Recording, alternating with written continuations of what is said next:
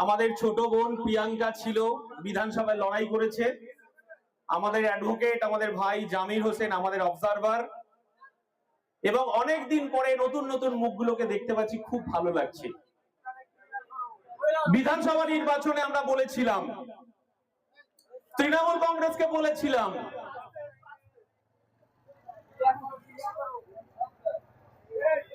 ওরা বলেছিল খেলা হবে খেলা হবে, এইসব কথা বলেছিল না, তাই তো?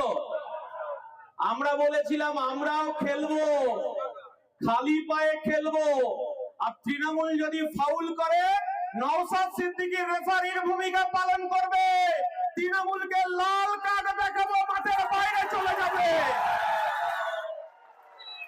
তৃণমূল এখন মাঠের বাইরে। সেদিনকে এই মধ্যমগ্রামের নাকি জননেতা রথিন বাবুকে সেদিনকে বলেছিলাম যে সন্ত্রাস শেষ কথা বলে না, বোমাগুলি শেষ কথা বলে না। এই খামারপাড়ার মানুষ প্রতিদিন ইঞ্চিতে ইঞ্চিতে লড়াই করেছে এই তৃণমূলের বিরুদ্ধে। তৃণমূলের সিন্ডিকেটের বিরুদ্ধে আমাদের লড়াই ছিল, তৃণমূলের লুটতরাজের বিরুদ্ধে আমাদের লড়াই ছিল। সেদিন নাকি মানস বাবু, শম্ভু বাবুর নামে এই খামারপাড়ায় নাকি সিন্ডিকেট থেকে দূরে থাকতে হবে আমাদেরকে। আমরা বলেছি কোন গ্রুপিজম চলবে না। তৃণমূল কংগ্রেসকে বলেছিলাম যে আমাদেরকে যত মারবে, যত কাটবে, তত আইএসএফ পারবে। আজকে খামারপাড়া তাই উদাহরণ দিয়েছে। সেদিনকে আমরা দেখেছিলাম 34 বছরের লাল ঝান্ডা এই খামারপাড়ায় পথ পথ করে লাল ঝান্ডা উঠতো। বারাসাত 2 নম্বর ব্লকে লাল ঝান্ডা পথ পথ করে উঠতো।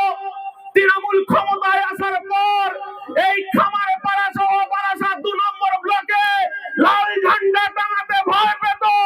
আমার নওশাদ সিদ্দিকী সেদিনকে বলেছিল,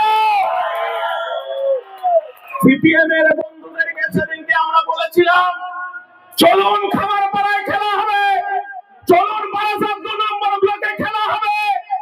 সেদিন সিপিএম এর পার্টি অফিস দখল করেছিল তৃণমূল। সেদিন আমার কর্মীরা, আইএসএফ এর কর্মীরা, আমার আইএসএফ এর নেতারা, 2021 সালে আমার জন্ম হয়েছিল আইএসএফ এর। সেদিনকে আমরা বলেছিলাম বারাসাতের মাটিতে, বারাসাত 2 নম্বরের মাটিতে, খামারপাড়ার মাটিতে